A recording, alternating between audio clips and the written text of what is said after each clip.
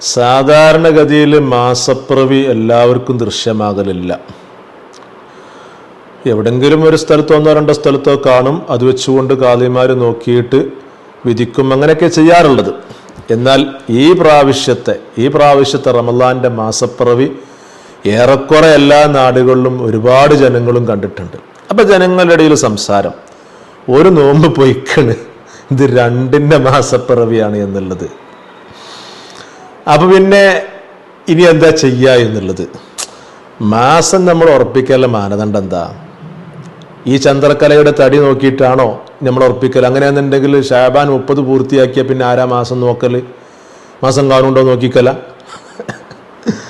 അപ്പൊ പിന്നെ അതല്ലല്ലോ ഒരിക്കലും, അത് ശരിയല്ലല്ലോ. മാസം ഉറപ്പിക്കുക എന്നതിന്റെ മാനദണ്ഡം മാസം കാണൽ തന്നെയാണ്. നമുക്ക് കണ്ടിട്ടില്ല, അത്രേ അതിലുള്ളൂ.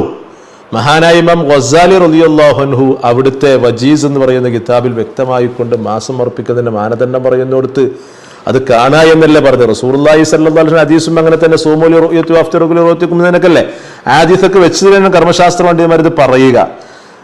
ഈ പറയുന്ന അൽ വജീസ് എന്ന് പറയുന്ന കിതാബിന്റെ 1-ാം വാള്യം ഇതിന്റെ 236-ാമത്തെ പേജിലുണ്ടോ അമ്മ സബബു, മാസം ഉറപ്പിക്കലിന്റെ കാരണം എങ്ങനെയപ്പത്?